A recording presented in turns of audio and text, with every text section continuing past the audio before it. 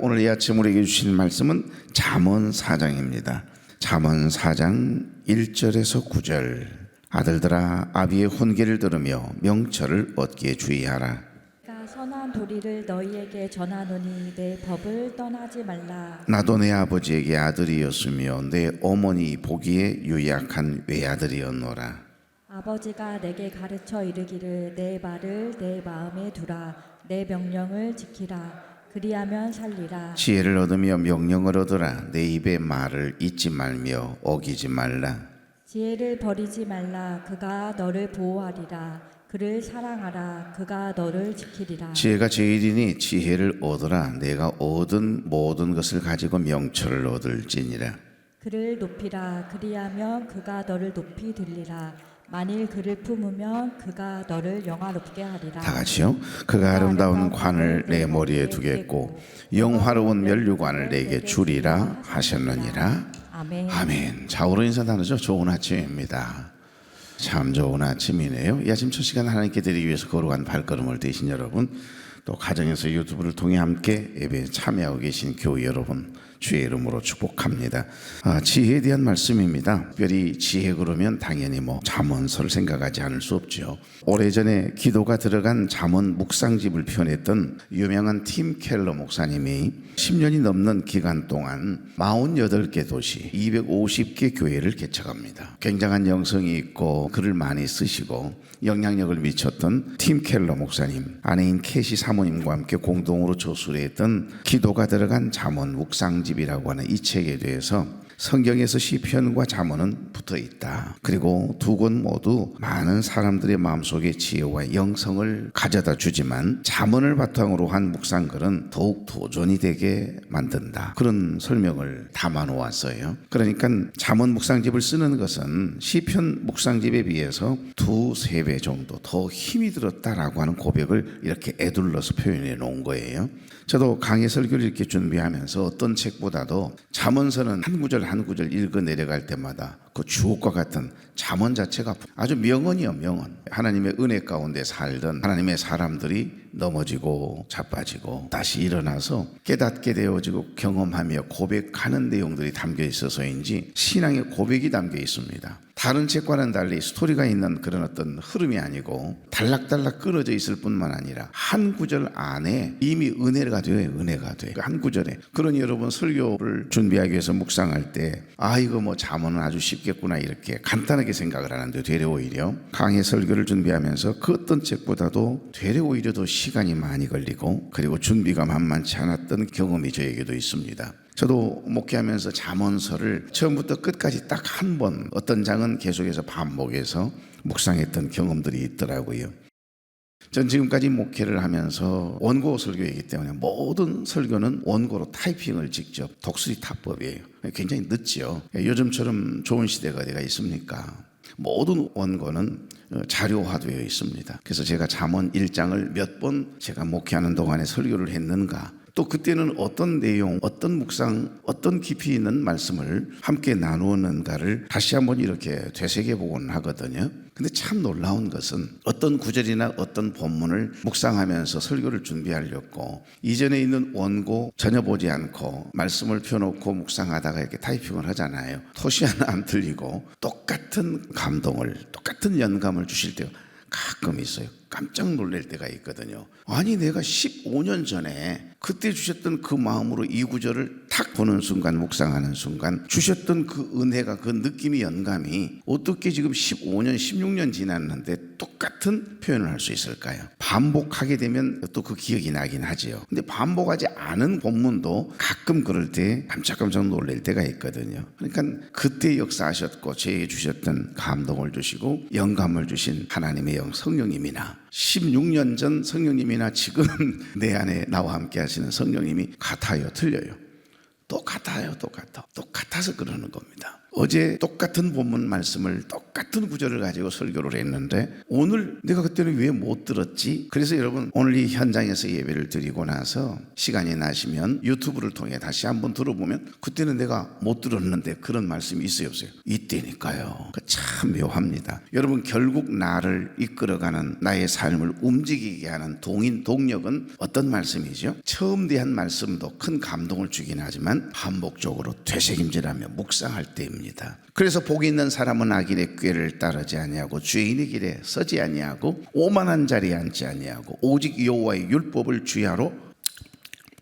소가 낮에 초식동물이니까 계속 풀을 뜯어먹고 이런 채소들을 먹고 난 이 소는 위가 4개지 않습니까? 4개니까 1위, 2에서 2위로 잘게 썰어서 3위, 4위 이렇게 보내며 아주 가루가 되도록, 그래서 온몸으로 흡수하도록 계속해서 되새김질하는 동물이 소예요. 그러니까 우리에게도 영적인 원리가 똑같습니다. 하나님의 말씀을 1위에서 2위로, 2위에서 3위로, 3위에서 4위로 계속 반복해서 묵상하고 되새김질을 하다 보면 그게 내 삶하고 딱 하나가 되거든요. 그래서 결국 삶에 영향력을 미치게 되는 겁니다.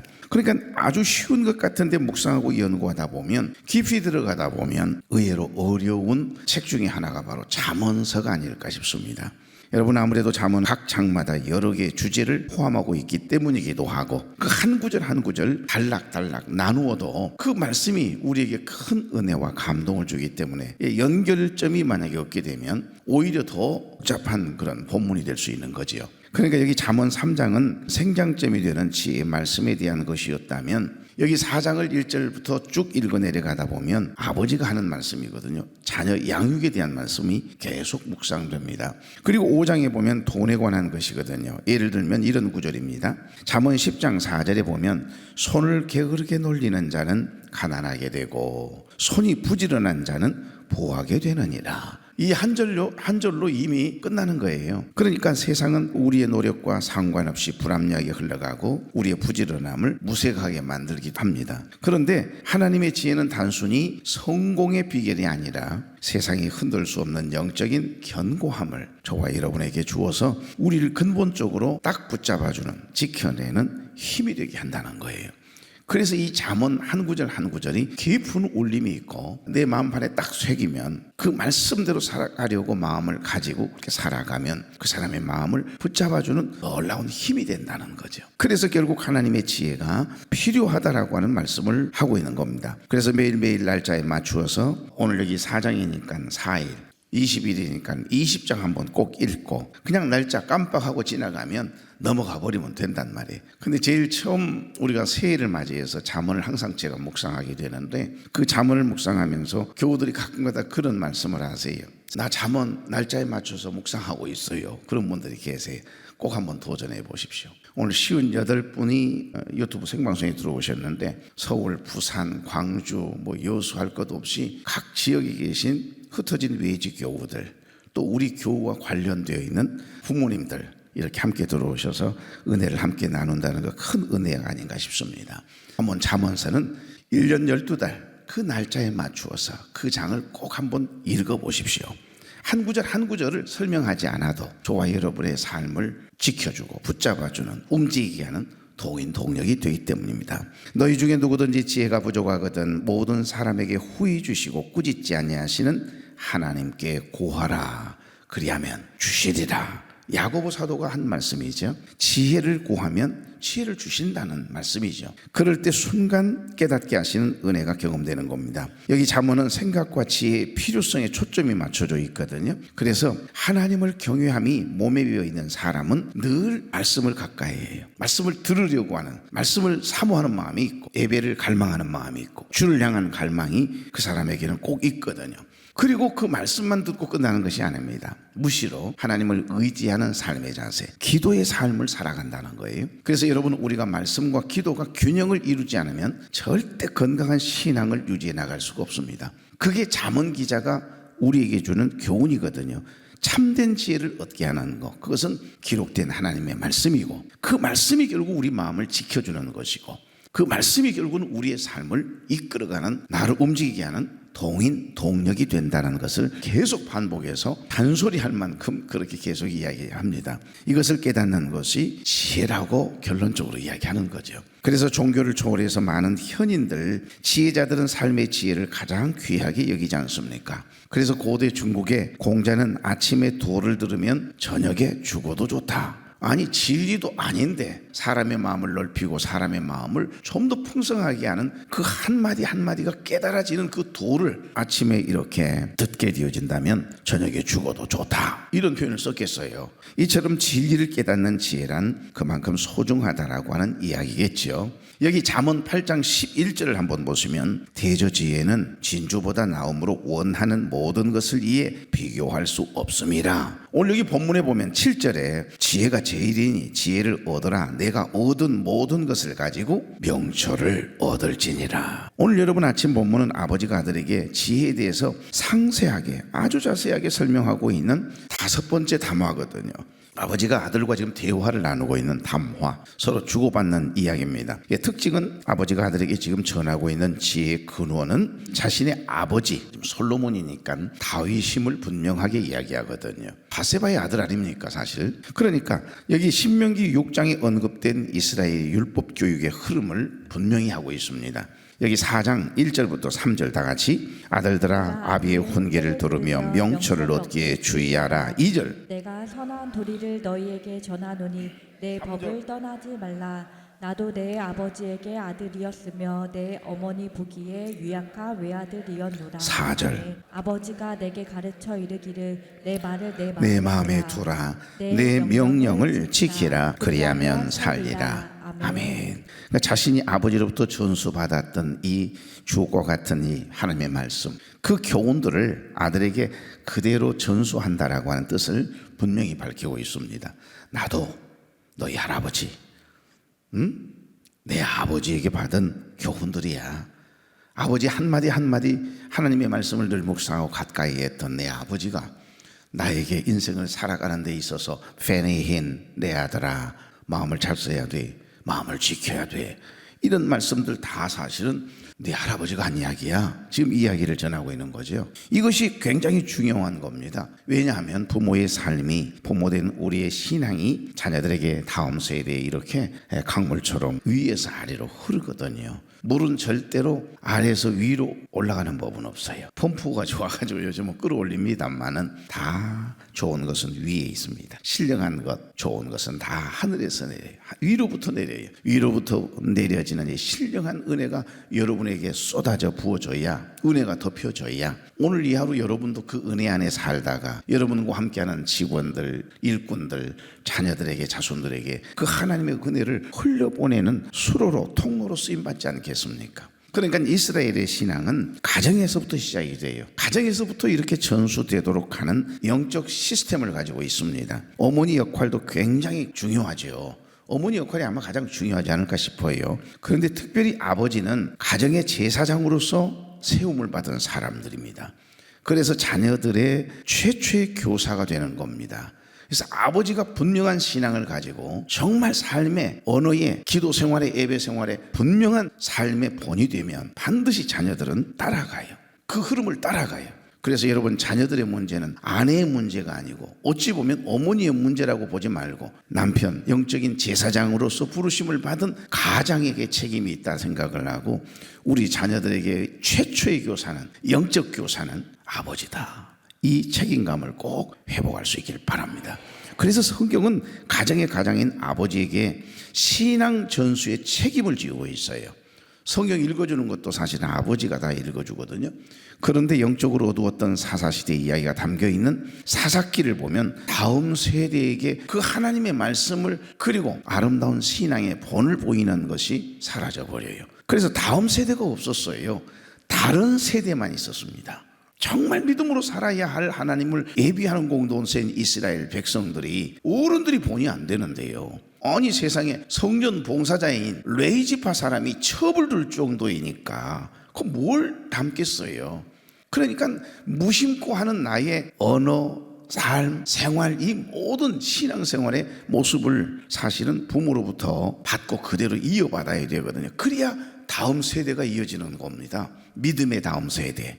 제가 수련회를 이렇게 적게는 500명씩 많게는 2,000명이 넘는 이런 한꺼번에 수련회를 중고등부 애들의 수련회를 뜨거니 시작을 했거든요. 제일 먼저 이제 보성에 봉산이 기도원을 빌려서 그렇게 했는데 보니까 애들의 움직임을 보니까 저 녀석은 순천 제일교회인데 저 녀석들은 성산교회에서 왔구만. 아이고 저 녀석들은 쉴만한 교회 학생들 많네. 어떻게 이렇게 그 어른들의 신앙생활 그 패턴을 그대로 닮은지 한 번도 본 적이 없을 텐데, 그러니까 우리 쉴만한 교회 어른 장년들의 삶을 대하고 사람을 대하고 하나님을 대하는 그 신앙의 모습을요 다 보는 거예요. 두 눈 얼마나 이 광학기구가 기가 막힙니까? 자기가 판단하고 생각하고 느끼는 감정, 감동까지 다 집어넣어서요 본 것들, 들은 것들, 눈으로 본 것들 다 마음의 하드에 차곡차곡 다 저장하거든요. 그래 보니까 똑같이 하고 가잖아요. 이러고 가거든요.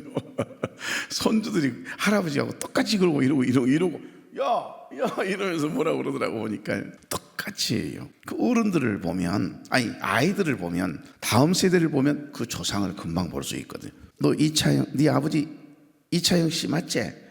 그러면서 물어요. 제가 아버지하고 좀 비슷하게 생겼던가 봐요. 그러니까 어디 가서 함부로 생활할 수가 없을 만큼. 그런데 여러분, 영적으로 어두워졌던 그 시대는요 본이 되지 못했던 어른들 세대, 다음 세대가 없었어요. 다른 세대만 있었습니다. 이게 문제지요. 하나님을 모르는 세대, 자기 눈에 옳은 대로 결정하고 행동하는 무서운 세대가 되어버린 겁니다. 그래서 사사시대 400년 동안 영적으로 너무 어두워졌고 무너져 버린 겁니다. 부모가 자식에게, 어른들이 후손들에게 본이 되지 못하고 신앙의 유산을 전수하지 못한 거예요. 가장 중요한 것은 아들, 딸, 나는 너가 성공하고 좋은 직장 얻고 좋은 사람 만나서 좋은 가정을 이루는 거 그거 중요하다고 본다. 그러나 나는 그것보다 더 중요한 것은 믿음 안에 사는 거야. 이렇게 말 한 번이라도 했습니까, 여러분? 이거 해야 되는 거예요. 그게 가장 중요한 거예요. 지금 당장 뒤처진 것 같죠? 남보다는 뒤처진 것 같고 보잘것없어 보이죠? 아니요. 믿음 안에 살아가는 여러분의 자녀, 후손이 있다라고 하는 거, 그거 굉장한 일입니다. 하나님 반드시 그들을 높여주세요. 하나님을 가까이 함이 내게 복이라고 말씀하시잖아요. 그를 높이라. 하나님을 높이라는 이야기입니다. 지혜를 품으라, 이 말은, 품으란 이야기는 뭐죠? 지혜는 하나님 자신이고 하나님의 말씀, 로고스이신 예수 그리스도를 이야기하는 것이고요. 품으란 이야기는 여러분, 사랑하는 사람이 아니면 품어집니까? 가장 소중한 것을 내 품에 놓는 거예요. 여기 품으라는 말은 그냥 하는 말씀이 아니에요. 가장 삶의 우선순위로 여기라는 말씀이 되거든요. 신앙생활을, 믿음생활을 우선으로 여기고 하나님을 높이고 지혜를 품으면, 이 말은 하나님의 말씀을 가장 삶의 우선순위에 두도록 믿음의 세대가 되도록 이렇게 자녀들을 위해서 기도하고 자녀들에게 권면하고 훈계하는 부모가 되라고 하는 깊은 울림이 있는 말씀이거든요. 부모된 우리들이 삶의 본이 되지 못하고 신앙의 본이 되지 못하니까 당연히 하나님의 말씀으로 가르칠 수가 없는 겁니다. 그러니까 우리 자녀들의 신앙생활이, 예배생활이 엉망이 될 수 있는 거지요. 자녀들을 뭐라 할 수가 없지요. 눈에 보이지 않는 하나님을, 기록된 하나님의 말씀을 불신자들이 어떻게 읽을 수 있겠어요? 결국 예수를 믿는 저와 여러분, 부모된 우리의 삶을 통해서 저들이 한 번도 성경을 들어본 적도 없고 읽어본 적이 없지만 우리의 삶의 움직임을 통해서, 삶을 대하는 그 태도를 통해서 하나님의 말씀을 읽는 겁니다. 누구를 통해서? 저와 여러분을 통해서. 그러니까 우리의 육신의 눈으로 볼 수 없는 하나님을 누구를 통해서 보는 거예요? 그 아버지, 어머니를 통해서 보는 거예요. 아, 하나님은 이런 분일 거야. 하나님은 날마다 엄하게만 하고 품지 못하고 용서하지 못하고 사랑해주지 못한 아버지의 모습을 본 자녀들은요, 신앙의 형성이 어떻게 되겠어요? 무서운 하나님만 만난 거예요. 그렇게 무섭게 혼을 내시지만, 책망하시지만, 훈계하지만 나를 누구보다 사랑하신다라고 하는 그 아버지의 마음, 어머니의 마음을 느끼는 그런 자녀는요, 아버지와 어머니를 통해서 용서하신 하나님, 품으신 하나님, 자비로우신 하나님, 또 용서해 주시고, 그래 괜찮아 힘내, 다시 그러지 않으면 되지 이러면서 용서해 주시고 다독여 주시는 그런 하나님을 만나게 되는 겁니다. 그 어렸을 때부터 우리 자녀들이 결국 우리를 통해서지요. 여러분, 거룩해야 될 성막 봉사자들이 레위 사람들까지 처벌될 정도로 타락한 시대, 그때가 사사시대입니다. 그러니까 하나님을 경외함이 사라지니까 부끄러움을 영광으로 삼는 시대가 되어버렸습니다. 바랍니다. 하나님의 말씀보다 세상적인 경험을 더 앞세우거나 그것을 우리 자녀들에게 가르쳐 주려 하지 마시고 나보다 더 위대하시고 우리의 과거, 현재, 미래, 우리 자녀들의 과거, 현재, 미래를 다 알고 계시는 우리 하나님께, 인생의 주인 되시는 그 하나님께 우리 자녀들을 맡겨드림이 그것이 귀한 것임을 우리 지혜자는 이야기하고 있는 겁니다. 여러분, 하나님보다도 세상적인 경험을 앞세우거나 의지하지 마십시오. 세상적인 경험을 능가하는 지혜가 성경에 있습니다.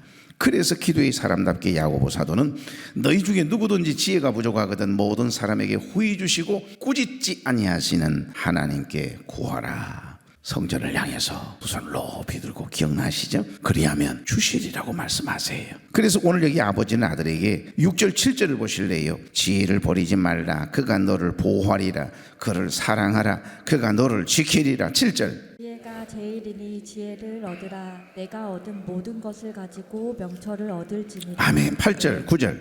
그를 높이라. 그리하면 그가 너를 높이 들리라. 만일 그를 품으면 그가 너를 영화롭게 9절. 하리라. 그가 아름다운 간을 내 머리에 영화로운 면류관을 내게 주리라 하셨느니라. 아멘. 이 말씀들은 아들에게 지혜를 높이라고 당부하고 있죠. 지혜가 제일이라고 했던 것을 달리 표현한 겁니다. 그리고 또 그 지혜를 품으라고 이야기합니다. 그러니까 여기 지혜는 여성 명사거든요. 그래서 지혜를 여인으로 사람처럼 의인화 작업을 해서 지금 시인은 잠언 기자는 쓰고 있어요. 저는 6절이 참 좋습니다. 지혜를 버리지 말라. 그가 너를 보호하리라. 그를 사랑하라. 그가 너를 지키리라. 마치 신랑이 사랑스러운 신부를 높여주고 인정해주고 지지해주고 딱 안아주듯이, 품에 안아주듯이 지혜에게 최고의 가치와 의미를 부여하라고 하는 그런 뜻이에요. 지혜를 말하고 있습니다. 지혜를 여인으로 의인화했다고 했죠. 여러분, 우리가 아내를 높여주면 아내가 가만히 있겠습니까? 그를 높이면 우리를 높여주세요. 그를 품으면 그가 너를 영화롭게 하리라. 우리가 아내를 인정해주고 아내를 사랑해주고 아내를 이렇게 지지해주고 높여주면 당연히 아내도 남편을 지지하고 높여주는 것이 정상적이죠. 그게 좋은 부부의 관계 아닙니까? 그러니까 영화로운 멸관을 줄 것이요, 지혜를, 하나님의 말씀을 소중히 여기면, 삶의 우선순위에 두면 이런 말씀이 되는 거죠. 잠언서를 묵상하다 보면 계속해서 반복해서 나오는 말씀이 한 가지가 있습니다. 지혜를 얻으라, 명철을 얻으라. 계속해서 그러죠. 그래서 잠언 9장 10절에 보면 여호와를 경외하는 것이 지혜의 근본이고 거룩하신 일을 아는 것이 명철이니라, 이렇게 말씀하세요. 여기만 설명하고 마치지요. 경외란 말은 거룩한 두려움입니다. 이르와. 그러니까 단순히 두려워하는 것이 아니에요. 무서워하는 게 아닙니다. 하나님의 거룩함 앞에 압도되어져서 그분을 전적으로 신뢰하고 존중하는 태도, 이게 경외함입니다. 그러니까 하나님이 내 인생의 주인임을 인정할 때 비로소 삶의 바른 방향을 잡을 수 있다라고 설명하고 있습니다. 이것이 바로 지혜의 근본, 지혜의 뿌리가 된다라고 하는 말씀이고, 명철이란 말은 아는 것을 이야기하죠. 하나님을 아는 것, 그게 명철이죠. 지식적인 정보를 이야기하는 게 아닙니다. 삶의 현장에서 하나님과 깊이 교제하며 체험하는 인격적인 삶을 의미합니다. 그러니까 거룩하신 하나님의 성품을 닮아가는 거예요. 그분의 뜻을 분별하는 능력이 생길 때 우리는 복잡한 세상 속에서도 흔들리지 않는 명철함을 얻게 되는 겁니다. 그래서 아버지는 아들에게 계속해서 지혜를 얻으라, 명철을 얻으라 훈계하고 있는 거죠. 기독교인들은 세상과 인류의 변화를 위해 얼마나 또 그렇게 위험 있게 기도를 많이 합니까? 그런데 정작 해야 할 기도를 안 하고 있어요. 자신의 변화를 위해서 기도하는 사람이 너무 적다는 겁니다. 러시아 대문호 톨스토이가 한 말이거든요. 여러분, 세상을 위해서, 나라를 위해서 기도하는 거 중요해요. 그러나 그보다 더 중요한 거, 여러분 자신의 변화를 위해서 지혜를 소중히 여기고 지혜를 품고 지혜를 사랑하고 하나님의 말씀대로 살아보려고 하는 그 마음을 달라고 기도하는 것이 더 중요하다라고 하는 말씀을 하고 있습니다. 그러니까 이전 것에 자꾸 매여버리지 말고 삶의 세상에 매이지 말고 온전히 하나님의 말씀에 매이면요, 그럼 걱정 없습니다. 여러분, 사도 바울이 환경에 사람에 매이지 않았어요. 어디에 있든지 오직 하나님의 말씀에 매였거든요. 그래서 바울 서신 13권에서 14권인데 그 서신 안에 늘 빼먹지 않고 쓰는 단어가 있습니다. In Christ Jesus, 예수 그리스도 안에서입니다. 예수 그리스도께 딱 묶여 있으니까 이건 감옥이 아니라 자유함이 있는 거예요. 진리가 너희를 자유케 하려는 말씀은 그런 의미가 있습니다. 말씀을 맺습니다. 톨스토이는 하나님 앞에 짓는 두 가지 큰 죄가 있다고 했습니다. 하나는 하나님을 경외하지 않는 것, 그 죄다. 또 하나는 하나님께 감사하지 않는 것, 그 죄다. 그러니까 하나님을 경외하는 것과 감사라고 하는 것은 선택이 아니고요, 하지 않으면 뭐가 된다? 죄가 되는 거예요. 하나님을 경외하지 않는 것이 그 죄예요. 늘 매일매일 주시는 그 하나님의 은혜에 대해서 감사하지 않는 것, 그 죄예요. 그런데 여러분이 원망하고 불평한다면 하나님이 주신 이 좋은 날을 자꾸 불평이나 하고 원망이나 하고 부정적인 생각들을 가지고 삶을 대한다면, 사람을 대한다면 하나님이 나 좋은 것 주시겠어, 그 죄라고 생각하는 개념 자체가 우리에게 있어야 돼요. 그래서 안 되는 나를 자꾸 기준으로 삼지 말고요, 계속 안 되는 것에 못 빠져나와요. 그러면 늘 육체의 욕망과 감정에 사로잡히고 죄의 굴복당에 살아갈 수밖에 없잖아요. 그러나 누구라도 예수 그리스도의 죽음을 자신의 죽음으로 받아들이고 우리 주님과 영적인 연합을 이루면, 영적인 교제 안에 살아가면 그 인생은, 주님께 붙들림 받은 인생은 반드시 빛이 나고 복이 되게 하시는 줄로 믿습니다. 영적인 생각을 하게 하고 육에 굴복당하는 것이 아니라 이겨내고 정복하게 하는 놀라운 능력, 그것이 바로 지혜라고 오늘 잠언 기자는 아들에게 소개하고 있네요. 아니요, 우리에게 주시는 말씀입니다. 좋으신 하나님, 좋은 날 좋은 아침 주시니 감사합니다. 오늘도 단잠을 깨워서 첫 시간을 하나님께 드리기 위해 거룩한 발걸음을 뗀 사랑하는 교우들이 여기 있습니다. 주님과 행복한 동행을 이루도록 하나님의 인자를 더해 주옵소서. 세상은 때로 불합리하고 우리의 성실한 수고를 무색하게 만드는 것처럼 보일 때가 있습니다. 그러나 지혜를 버리지 않고 사랑하는 자를 반드시 보호하시겠다라고 하는 주님의 약속을 믿습니다. 우리 눈앞의 상황보다 크신 그 하나님의 지혜가 오늘 우리의 삶의 자리를 덮어주시고 어떤 풍파 속에서도 우리 영혼의 중심을 견고히 지켜주실 줄로 믿습니다. 우리의 가정이 신앙의 전수의 거룩한 통로가 되게 하옵소서. 우리 자녀들이 하나님을 모르는 다른 세대가 아니라 여호와를 경외함을 인생의 가장 큰 면류관으로 삼는 지혜로운 세대가 되게 하옵소서. 남을 탓하고 환경을 원망하기보다도 먼저 나 자신이 하나님 앞에서 지혜로 변화되기를 갈망하는 겸손한 기도의 사람들이 되게 하시고, 그래서 지혜를 품은 자에게 약속된 영화로운 은혜를 마음껏 누리고 흘려보냄이 있는 오늘의 복된 삶이 되도록 사랑하는 종들을 축복해 주시옵소서. 원치 않는 질고로 인하여 병상에 누워있고 투병 중에 있는 우리 교우들 찾아가 주시고, 해외 군대 객지에 나가 있는 우리 혈육들, 자녀들 천사를 명령하여 신원을 안전하게 지켜주시고 오가는 소식, 기쁜 소식 오가게 하옵소서. 종들의 사업장과 일터와 사랑하는 종들의 가정과 자녀 위에 복을 더하여 주옵소서. 예수님의 이름으로 축복하며 기도하옵나이다. 아멘.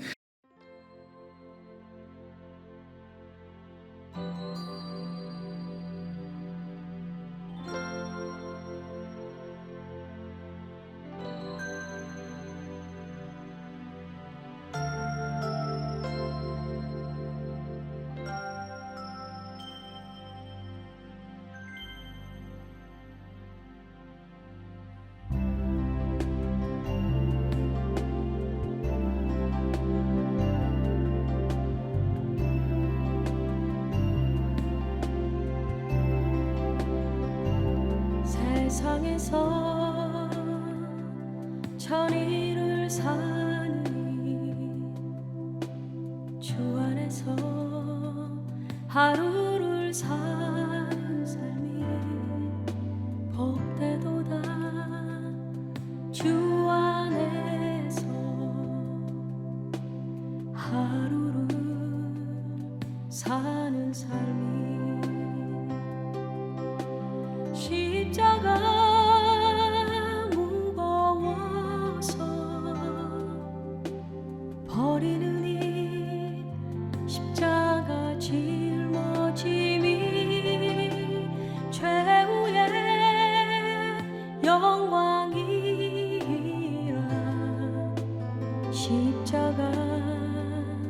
짊어지니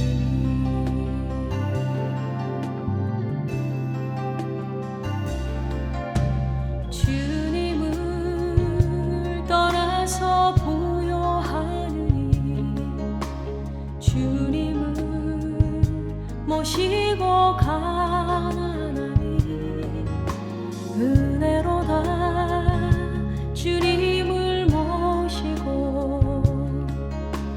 가난함이 은혜로다 십자가 무거워서 버리느니 십자가 짊어짐이 최후의 영광이라 십자가 짊어짐이 세상에서 천일을 사느니 주 안에서 하루를 사